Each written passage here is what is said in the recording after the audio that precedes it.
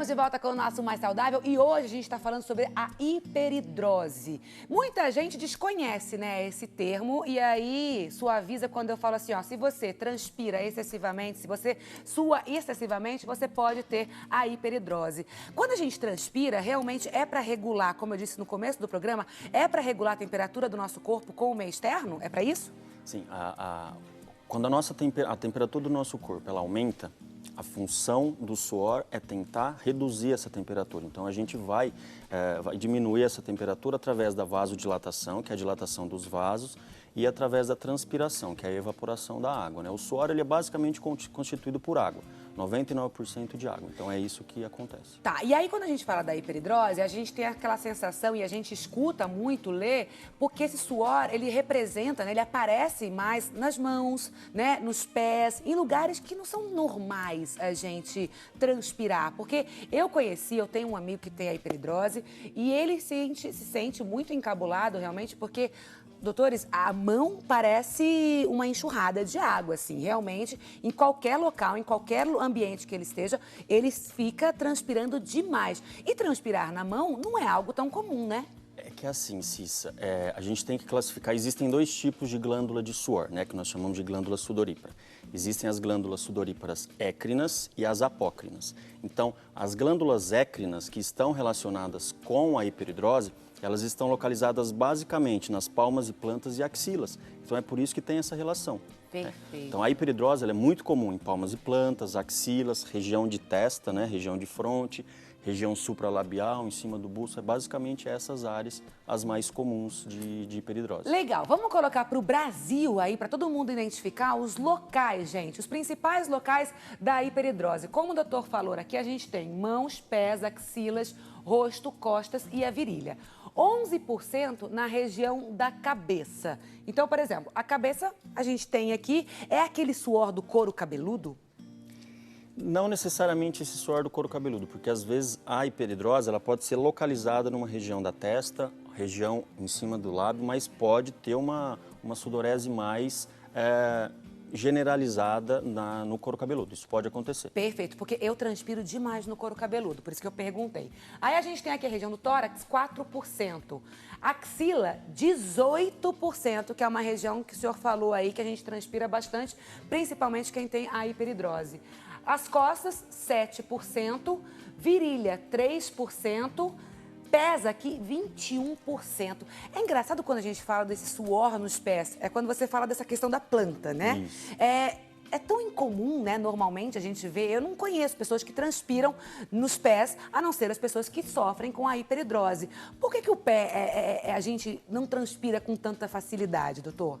Bom, eu acho que é nesse ponto que a gente tem que se ater para fazer o diagnóstico, né? Para ter mais clareza no diagnóstico, ou seja, suar nas palmas das mãos, nos pés, realmente não é comum.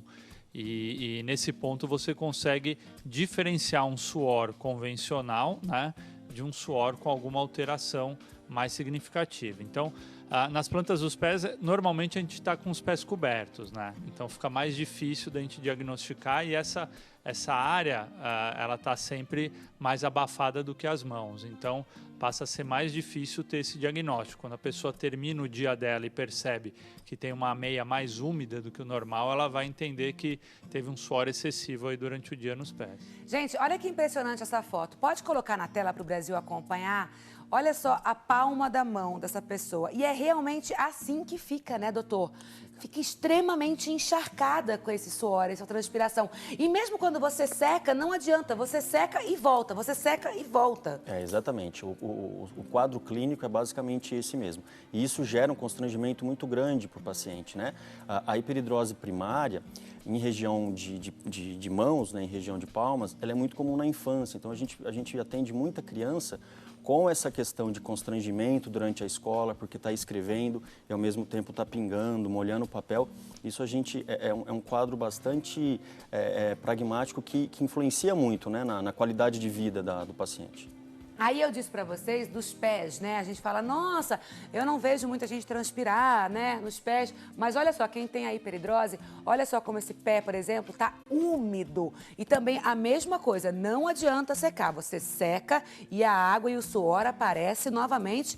É repetidamente durante o longo do tempo ou são algumas ações, alguns momentos? Não, existem alguns momentos que influenciam a hiperidrose, né? A hiperidrose primária, ela tem uma característica hereditária. O paciente tem uma predisposição a ter isso. E devido a algumas razões, por exemplo, alterações emocionais, estresse, isso vai influenciar o aumento do suor no local. Já que você está falando das formas, vamos colocar aqui uma tela das formas da hiperidrose, porque daí a gente vai entendendo melhor cada uma delas. Então, a gente tem aqui, ó, formas da hiperidrose, pode colocar para o Brasil também acompanhar. A primeira aqui, a generalizada, que acomete todo o corpo, é isso mesmo? Isso, generalizada sim. Vai pegar toda a região do corpo, Exato. não interessa, tórax, cabeça, pescoço, perna. Isso. Mas qual é a incidência que essa aparece na população? É assim, Cissa. A questão dela ser generalizada, geralmente a hiperidrose primária, ela é mais focal, ou seja, ela localiza na palma, na planta, axila, rosto, né, cabeça. A generalizada, ela é mais vista nas hiperidroses secundárias, né, onde o paciente vai ter uma sudorese generalizada. Então é secundária, por exemplo, a quadros febris, né, o paciente tem o pico febril, a hora que a febre abaixa, ele vai ter essa hiperidrose. A famosa sudorese noturna, que acontece em alguns tipos de cânceres, na tuberculose, na malária. Então, a generalizada, ela é mais vista nos quadros de hiperidrose secundária. Secundária, perfeito. Aí a gente tem aqui a primária, como o doutor falou, que ela é mais frequente nos pés, mãos, axilas e rosto. Aí a gente tem a secundária, que é o que a gente acabou de falar, que ocorre como resultado de outra enfermidade ou um efeito colateral de alguma medicação. E a compensatória, que é a migração da hiperidrose para outras partes do corpo. Explica essa pra gente. Isso. A hiperidrose compensatória é assim, quando a gente faz, por exemplo, um tratamento para hiperidrose de axila, né? Por que acontece essa hiperidrose compensatória? Porque as glândulas sudoríparas de outras áreas, elas vão se tornar hiperreativas, como se elas estivessem compensando aquela área que diminuiu a sudorese. Isso significa ser compensatória. Aí eu pergunto, a hiperidrose aparece nas mulheres ou no homem, na maioria dos casos? São iguais. São em iguais? ambos os sexos e as raças também. Então, o acometimento é igual no homem e na mulher e em todas as raças. Não tem uma distinção? Porque ontem a gente estava fazendo uma pesquisa e aí na pesquisa apareceu que as mulheres sofrem mais com a hiperidrose. Não? Na literatura não tem muito essa distinção, não, Cícero. Tá, perfeito. Agora, professor, o que acontece com a fisiologia do corpo quando alguém apresenta esse quadro de hiperidrose? O que acontece internamente? Bom, é a quantidade de estímulos que a glândula recebe para produzir o suor, né? Então, a gente tem uma hiperestimulação dessas glândulas, né? De forma sem uma razão tão específica, diferente, por exemplo, quando a gente está em atividade física, onde a gente tem esse controle de temperatura como uma questão de sobrevivência, né? Para manter a temperatura estável do corpo. Então, a gente tem uma razão específica para produzir suor, né? A gente vai ter, com a evaporação dessa gota do suor, a redução da temperatura da pele e com isso a gente tem o resultado esperado. A partir do momento que você não tem uma razão específica e começa a suar, você passa a ter um diagnóstico aí diferenciado, né? A quantidade de estímulos que essa glândula recebe para produzir esse suor sem nenhuma razão é o gatilho para a gente ter o diagnóstico aí mais claro. Perfeito. Chegou a hora que a gente adora, que o Brasil entra aqui na nossa sala de bate-papo. Vamos ver de onde vem? Aqui pertinho, em Indaiatuba, São Paulo. Um beijo, Patrícia Souza. Ela pergunta aqui, ó. Oi, Cissa, tudo bem? Eu não conhecia essa doença e acho que eu sofro de hiperidrose, pois mesmo quando estou sem fazer esforço físico, o suor das minhas axilas é quase intolerável e sempre interfere nas minhas atividades diárias. É isso mesmo, eu acho que as pessoas, elas não conhecem, talvez, né, o nome. Sabe que transpiram muito, mas o que é? É só uma transpiração.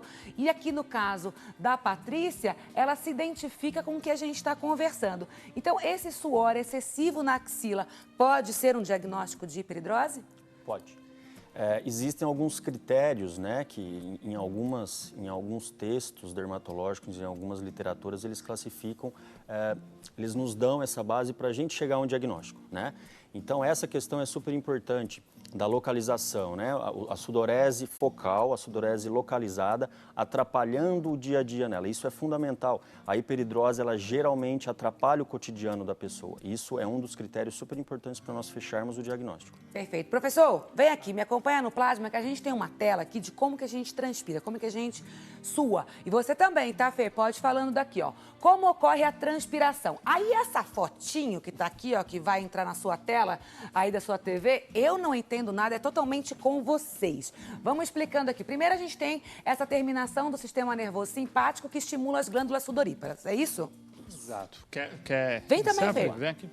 Bom, aqui é exatamente o que a gente tinha comentado, né? Então você tem um estímulo neural para que a glândula ative essa produção a partir do sistema simpático, do sistema nervoso simpático. Tá, o que faz ali, ó? Qual é o coloridinho responsável pela transpiração? Na verdade é assim, né, a pele ela é dividida em basicamente três compartimentos. Sim. A epiderme, que é a camada superior, a derme, que é a camada do meio, e a gordura, que está embaixo. Tá. Então, junto com o pelo, geralmente existe a glândula sudorípara apócrina. Tá? Então, no pelo existe essa glândula apócrina. A glândula écrina, ela desemboca, que é aquele amarelinho que vai se desenrolando, ela se desemboca diretamente na superfície. Então, ela não tem essa relação com o pelo. E é a glândula écrina que está relacionada com a hiperidrose. Exatamente. Com a hiperidrose. Isso. E aí, quando a gente com o suor, desculpa, mas é o que está ligado à hiperidrose. Perfeito. Mas quando a gente vai fazer algum tratamento, a gente não vai falar do tratamento agora, mas daqui a pouquinho, essa glândula aí vai ser tratada, é isso? Isso, depende do tratamento, Cissa. Tem vários tipos de tratamento e baseado em cada tratamento, se é com pomada, se é com comprimido, se é com toxina botulínica, se é com cirurgia, vai agir em algumas áreas específicas. Vamos voltar. Tá? Então, tem vários tipos hoje de tratamento? Sim, tem porque vários até tipos. Então, eu só conhecia essa do Botox. Da toxina, do Botox. Não, existem várias. Que legal, que a gente vai falar mais pra frente. Agora, quais são os fatores de risco para a hiperidrose? Para a hiperidrose primária, não tem nenhum risco, porque a doença não está associada a outras causas. Mas a hiperidrose... Ela é hereditária, então? Isso, ela tem um caráter genético, a primária. Perfeito. A secundária, por isso que é super importante, se o paciente tem essa sudorese excessiva, procurar o dermatologista, né, enfim, o especialista nessa área, para que a gente tire a história do paciente. Porque muitas vezes o paciente está tomando uma medicação e essa é a causa. O paciente pode estar, por exemplo, com uma tuberculose e essa ser a causa. Pacientes diabéticos, quando diminuem a glicemia, né, quadros de hipoglicemia, é muito comum ter hiperidrose. Paciente obeso, mulheres na menopausa. Então, tem uma série de causas que a gente tem que fazer essa investigação. Tá, já tem que fazer uma anamnese, né? Um ponto importante também, que eu acho que a gente ainda não falou, é sobre a questão do odor. Então segura, porque eu ia perguntar exatamente isso. Ó, seguinte, eu vou para um rápido intervalo, você não descola, porque eu vou e volto voando, deixando aí você sempre, né, muito mais saudável, e o papo de hoje é bom demais, tá bom? Daqui a pouquinho, não descolem.